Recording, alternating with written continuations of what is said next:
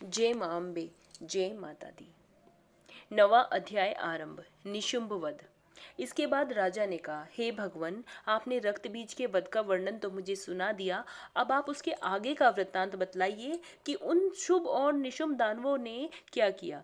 इतना सुनकर ऋषि ने राजा से कहा, हे राजन, युद्ध में रक्तबीज तथा अन्याय असुरों के विनाश से शुंभ निशुंभ के क्रोध का पारावार न रहा। अपनी विशाल सेना का संहार होते देखकर निशुंभ देवी की ओर दौड़ पड़ा। उसी के साथ दैत्यों की प्रमुख सेना भी थी। उस राक्षस के अगल बगल भीमकाय दैत्य उसके अंग रक्षक के रूप में मौजूद थे। वे सभी क्रोध पूर्वक देवी वध के निमित्त तत्पर होकर आगे आ गए।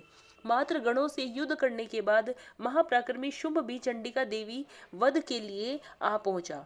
अब तो देवी के साथ शुंभ निशुंभ का घनघोर युद्ध छिड़ गया। वे दोनों महाबलवान दानव देवी पर मेधों की भांति मूसलाधार बाण बरसा रहे थे।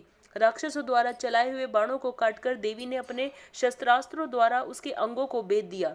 मौका पाकर निशुंभ ने अपनी चमचमाती हुई ढाल लेकर देवी वाहन सिंह के मस्तक पर तेज धार वाली तलवार चलाई। अपने वाहन सिंह के आहत होने पर शूर्प्र नामक बाण के द्वारा देवी ने निशुंभ की तलवार को खंडित कर दिया तथा साथ ही अष्ट रजत जड़ित ढाल को भी टुकड़े टुकड़े करके गिरा दिया। जब उस दानव के पास ढाल और तलवार न रही तो अपनी शक्ति का प्रयोग करने लगा, परंतु देवी ने चक्र के द्वारा उस शक्ति को भी खंडित कर दिया। ऐसा देखकर निशुंभ ने क्रोध में आकर देवी वध के लिए अपना त्रिशूल संभाल लिया, लेकिन देवी ने मुष्टि का प्रहार से उस त्रिशूल का भी खंडन कर दिया। फिर तो उसने अपनी गदा चलाई, किंतु वह भी गदा काम न आई और वह देवी के त्रिशूल से भग्न हो गई। इतना होने पर भी वह महाकाय दानव देवी की ओर अपनी फरसा उठाकर चल पड़ा। देवी ने देखते ही देखते अपने बाणों द्वारा उसे धराशायी कर दिया। अपने पराक्रमी भाई को भूमि पर गिरते हुए देखकर शुंभ क्रोधावेश में आकर देवी पर लपका। अपनी अष्टभुजाओं से युक्त वह गगनचुंबी दानव अपने संपूर्ण शस्त्रों को रथ में लेकर आकाश मंडल में दिखाई पड़ने लगा। उसे अपनी ओर बढ़ते हुए देखकर देवी ने शंख ध्वनि की तथा धनुष की प्रत्यंचा से भीषण टंकार उत्पन्न किया। तदंतर दानवों के तेज नाशक घंटे की ध्वनि गुंजाकर संपूर्ण दिशाओं को भर दिया।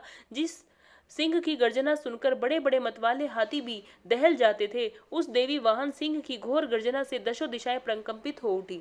तब आकाश मंडल में काली ने अपनी लंबी छलांग लगाई और दोनों हाथों को भूमि पर दे मारा। उस क्रिया के फलस्वरूप ऐसा भीषण शब्द हुआ जिसमें पहले के सभी शब्द उसमें विलीन हो गए। फिर तो शिवदूती ने अपने कराल अट्टहास से सभी असुरों को आतंकित कर दिया, परंतु इस दृश्य को देखकर शुंभ अत्यंत क्रोधित हुआ। उस समय शुंभ को ललकार कर देवी ने कहा, ओ पापात्मन, खड़ा रह। इस दृश्य को देखकर आकाश मार्ग में अवस्थित सभी देवगण देवी की जय जयकार करने लगे। तभी शुंभ ने देवी पर ज्वालाओं से दहकती हुई भीषण शक्ति चलाई। पर्वतकाय उस भीषण शक्ति को देवी ने एक बहुत बड़ी लुकाटी से अलग हटा दिया। उस समय शुंभ की गर्जन से सारा ब्रह्मांड कांप उठा। हे राजन, उसकी गर्जन से ऐसा मालूम हुआ मानो वज्रपात हुआ है, जिसमें सभी प्रकार के शब्द विलुप्त हो गए। शुंभ तथा देवी के द्वारा परस्पर प्रक्षेपित बाणों के को दोनों पक्षों ने अपने अपने बाणों से द्वारा सैकड़ों और हजारों खंड कर दिए तथा चंडिका ने क्रोध करके अपने त्रिशूल से शुंभ पर भीषण प्रहार किया। उस भयंकर आघात से मूर्छित होकर महादानव शुंभ पृथ्वी पर गिर पड़ा। इतने में निशुंभ की मूर्छा दूर हो गई और उसने पुनः अपने बाणों को बरसाकर देवी चंडिका काली तथा देवी वाहन सिंह को घायल कर दिया। फिर तो वह दानवराज अपने 10,000 हाथों को उत्पन्न करके देवी पर अपने चक्रों से प्रहार करने लगा और देवी को आच्छादित कर दिया। तदंतर भगवती दुर्गा ने क्रुद्ध होकर अपने बाणों द्वारा राक्षस के चक्रों और बाणों को खंडित कर दिया। देवी के इस अद्भुत शौर्य को देखकर अपनी सेना के साथ निशुंभ हाथ में गदा लेकर देवी वध के लिए आगे बढ़ा। देवी ने तुरंत ही अपनी तीक्ष्ण तलवार से उस दानव की गदा काट गिराई। गदा विहीन होते ही उसने हाथ में त्रिशूल उठा लिया। देवताओं का उत्पीड़क निशुंभ जिस समय त्रिशूल लेकर दौड़ा, उससे पहले ही देवी ने अपने शूल के द्वारा उसके हृदय को भेद दिया।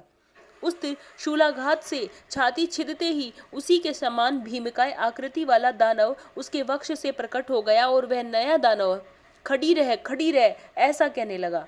उस नए दानव की बात पर देवी अट्टहास करने लगी और अपनी तलवार से उसका सिर काट डाला। वह दैत्य वहीं भूमि पर गिरकर शांत हो गया। उसके गिरते ही देवी वाहन सिंह उसकी गर्दन चबाने लगा। इस दृश्य को देखकर रोए खड़े हो जाते थे।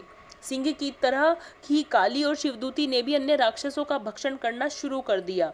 कौमारी की शक्ति से विदारित होकर कितने ही दानव नष्ट हो गए। ब्राह्मणी के मंत्र पुत्र जल के सिंचन से कितने ही दानव तेजवीन होकर रणभूमि से भागने लगे। महेश्वरी के त्रिशूल प्रहार से कितने ही दानव छिन्न भिन्न हो गए। वाराही की थुथुन की मार से अनेक राक्षस चकनाचूर हो गए। वैष्णवी ने अपने चक्र से दैत्यों के टुकड़े टुकड़े कर दिए। ऐन्द्री के वज्राघात से कितनों के चीथड़े हो गए। उस भयंकर समर में कुछ असुर नष्ट हो गए और कुछ अपने प्राण बचाकर रणस्थल से भाग चले तथा असंख्य दैत्य समुदाय काली, शिवदूती और सिंह के द्वारा काल कवलित हो गए। इस प्रकार नवा अध्याय समाप्तम। जय माता दी।